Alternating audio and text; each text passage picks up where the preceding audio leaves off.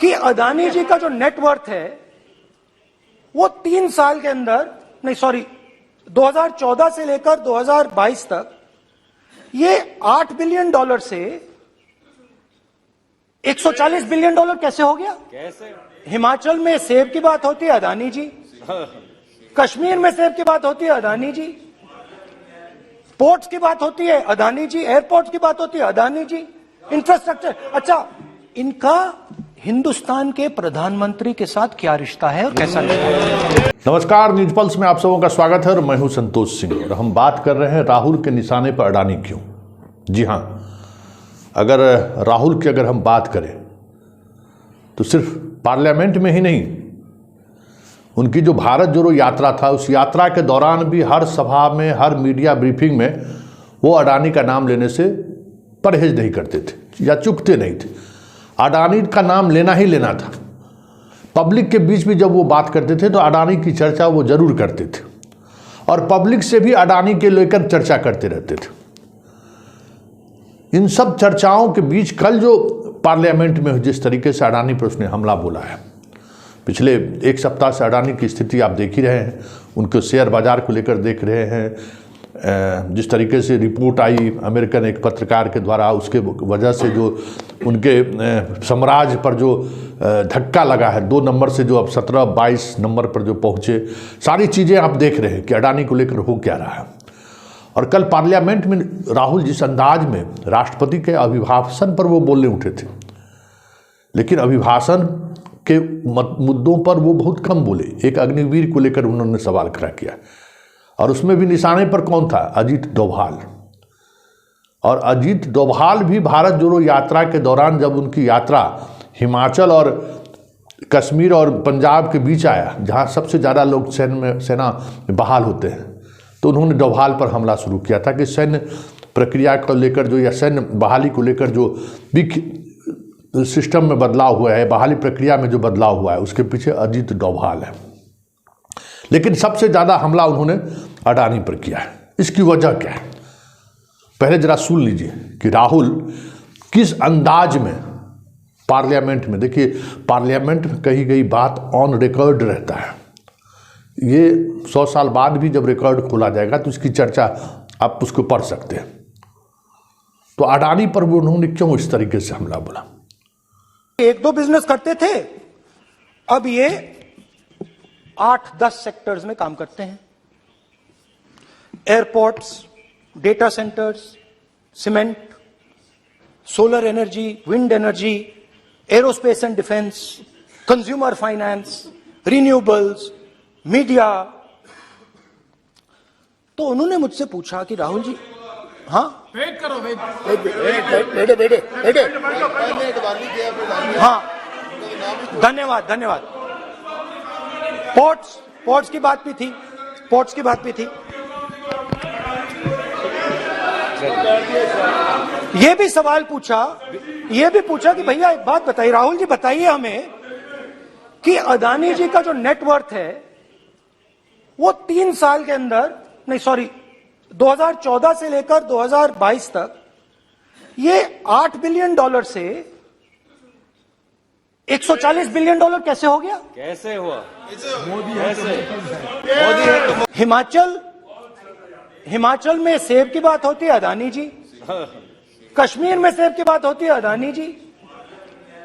Ports की बात होती है, अदानी जी। एयरपोर्ट्स की बात होती है, अदानी जी। इंफ्रास्ट्रक्चर, अच्छा, हम सड़क पे चल रहे हैं, मैं पूछूं किसने बनाई? अडानी जी। तो लोगों ने यह भी पूछा कि राहुल जी, ये जो अडानी जी जो हैं, इनकी सफलता कैसे हुई? और सबसे जरूरी सवाल, इनका हिंदुस्तान के प्रधानमंत्री के साथ क्या रिश्ता है और कैसा रिश्ता है? देश जानना चाहता है, तो देश जानना चाहता है। ये देखिए रिश्ता, ये देख लीजिए प्लीज पोस्टर माननीय सदस्य। पब्लिक में सर, देखिए, इस देश का अगर आप राजनीतिक इतिहास को देखिए तो भले हम आम भारतीय, हर भारतीय ईमानदारी को लेकर, अपने ईमानदारी को लेकर सचेष्ट हो या ना हो, लेकिन हम सामने वाले को ईमानदार जरूर देखना चाहते हैं।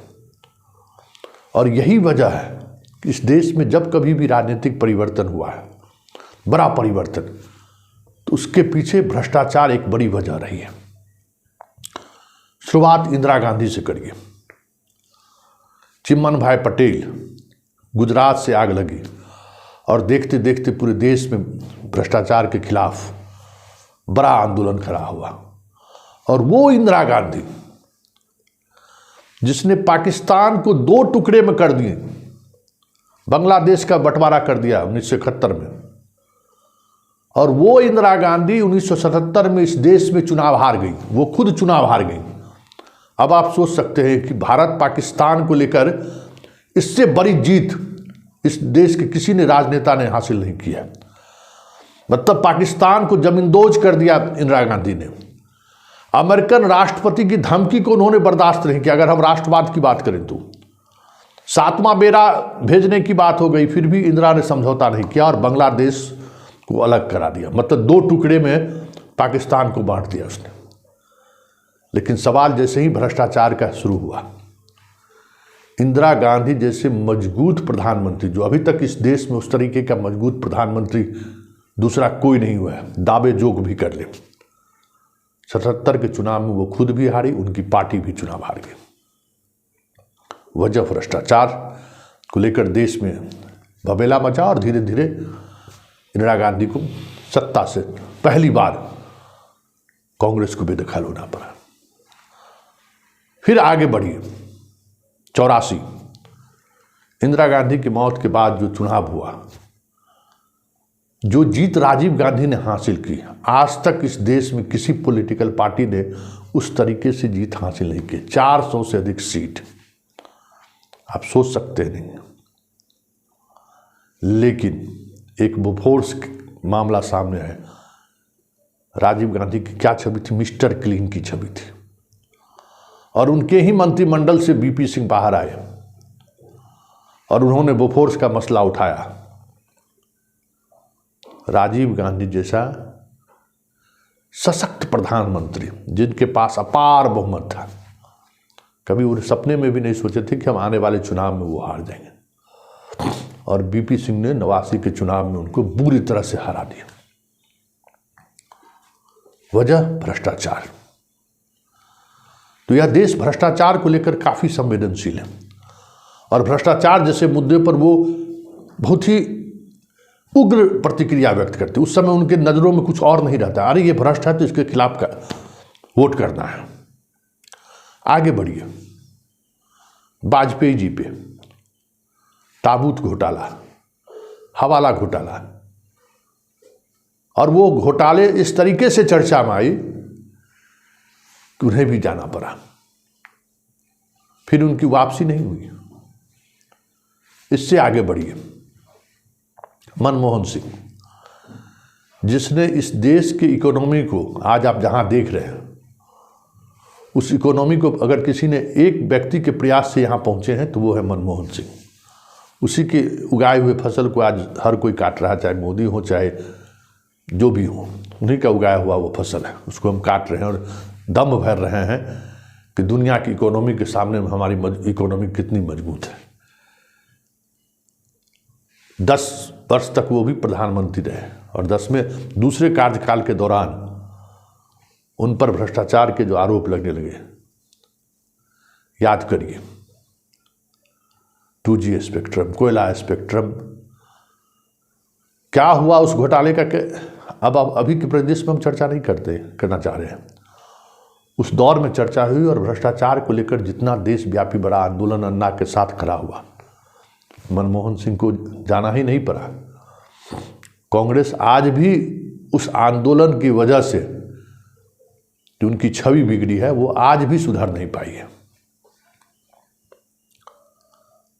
तो अब आप समझिए अडानी निशाने पर राहुल को क्यों राहुल बार बार अडानी की चर्चा करते हैं और अडानी का पीएम मोदी से क्या रिश्ता है, इसको लेकर वो सदन में पोस्टर क्यों दिखा रहे थे, फोटो क्यों दिखा रहे थे कि अडानी ही एक ऐसा व्यक्ति है जिस वक्त मोदी प्रधानमंत्री बने थे 619वें नंबर पर, बार बार राहुल कह रहे थे, और आज दूसरे नंबर पर, दूसरे तीसरे 17, 18, 22 में छोड़ दीजिए। लेकिन 10 वर्षों में उन्होंने ऐसा क्या किया जो आज यहाँ पे पहुँच गए, इस ऊंचाई पर वो पहुँच गए। अब भ्रष्टाचार का स्वरूप बदल गया है। अब हम सरकार के योजनाओं में जो भ्रष्टाचार था, जिसके सहारे सरकार बदनाम होती थी, अब आज के दौर में उस पर लोग अमल नहीं करते हैं। अब दूसरे तरीके से भ्रष्टाचार का इस्तेमाल कर रहे हैं। अब अडानी को अंतर्राष्ट्रीय स्तर पर काम मिले, इसके लिए मोदी दबाव बना रहे हैं।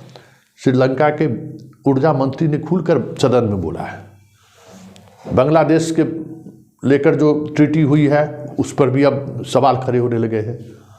ऑस्ट्रेलिया में जो हुआ है उस पर भी सवाल खड़े होने लगे हैं। मॉरिशस के में जो कुछ हुआ उस पर भी सवाल खड़े होने लगे हैं। हिंडनबर्ग को लेकर जो चीज़ें सामने आई हैं, अडानी निशाने पर है, राहुल भी अडानी पर निशाने पे हैं। तो सिर्फ निशाने पर ही अडानी नहीं है, अडानी के पूरे देश में जो काम चल रहा है भारत के अंदर, अगर उस पर आप गौर फरमाएं तो साफ भ्रष्टाचार की चीज़ें साफ सामने दिखती है। हम आपको दावे के साथ कह सकते हैं कि आंध्र प्रदेश की सरकार, जहाँ लगभग सारी चीज़ों पर, शराब ठेके तक पर अडानी का कब्जा है। आप अंदाज़ा कर लीजिए। राहुल जो कल कह रहे थे कि कौन सी ऐसी इंडस्ट्री नहीं है जिस पर अडानी का कब्जा नहीं है। स्वाभाविक है भाई, किसी एक फैकल्टी के आप एक्सपर्ट होंगे ना। आप दारू भी बेचते हैं, आप जो है सो पोर्ट भी बनाते हैं, और क्या क्या नहीं करते हैं आप। हर फील्ड में तेल भी बेचते हैं आप, सरसों तेल रिफाइंड वो बेच रहा है ना, सब कुछ उनका, सब फील्ड में वो है। पैसे कहाँ से आ रहे हैं ये अलग बात है। याद करिए उनके पोर्ट पर, गुजरात में उन्होंने जो पोर्ट बनाया था, पोर्ट बनाया है, उस पोर्ट पे जितने बड़े मात्रा में नशीली पदार्थ, ड्रग्स बरामद हुआ। क्या किसी दूसरे के आवास से अगर वो ड्रग्स बरामद हो जाए तो क्या उसकी गिरफ्तारी नहीं होगी? तो अडानी के खिलाफ इतने सबूत हैं जो भ्रष्टाचार को लेकर आम लोगों तक पहुंचाया जा सकता है कि कितने भ्रष्ट हैं अडानी। और अडानी को संरक्षण कौन दे रहा है? पीएम मोदी। तो अडानी के सहारे पीएम मोदी को घेरने की तैयारी है। राहुल की यही रणनीति है, और यही वजह है कि राहुल भारत जोड़ो यात्रा से लेकर सदन तक अडानी अडानी अडानी अडानी वो कह रहे हैं। और संयोग देखिए कि जब राष्ट्रपति अभिभाषण पर विपक्ष की तरफ से चर्चा हो रही हो तो प्रधानमंत्री अभी तक मौजूद रहते हैं। ये प्रोटोकॉल भी है, राजनीतिक प्रोटोकॉल सदन की भी ये है कि जब नेता प्रतिपक्ष की तरफ से कोई अगर राष्ट्रपति अभिभाषण का जवाब देते हैं तो उसमें रहते हैं। लेकिन कल मोदी सदन में मौजूद नहीं थे। उन्हें पता था कि जिस अंदाज में राहुल आजकल हमला कर रहे हैं, उनकी असहजता साफ सदन में दिखती, इसलिए वो सदन से बाहर हो गए। तो ये है राहुल का गेम प्लान कि अडानी के सहारे हम कैसे मोदी को घेराबंदी कर सके, कैसे हम उसको अग्निवीर के सहारे, बात किसी और की वो कर रहे हैं लेकिन निशाने पर मोदी है। मतलब डोभाल की चर्चा करेंगे कि अग्निवीर का जो ये फॉर्मूला देख रहे हैं उसके पीछे डोभाल है, निशाने पर मोदी है, क्योंकि डोभाल भी अडानी की तरह मोदी के काफ़ी दिल के करीब है। तो आने वाले समय में इस तरीके के हमले और बढ़ेंगे और अंतर्राष्ट्रीय स्तर पर भी ये लोग निशाने पर रहेंगे स्वाभाविक तौर पे। तब देखना ये है कि ये जो खेल शुरू हुआ है भ्रष्टाचार को लेकर, उससे मोदी कैसे बाहर निकलते हैं।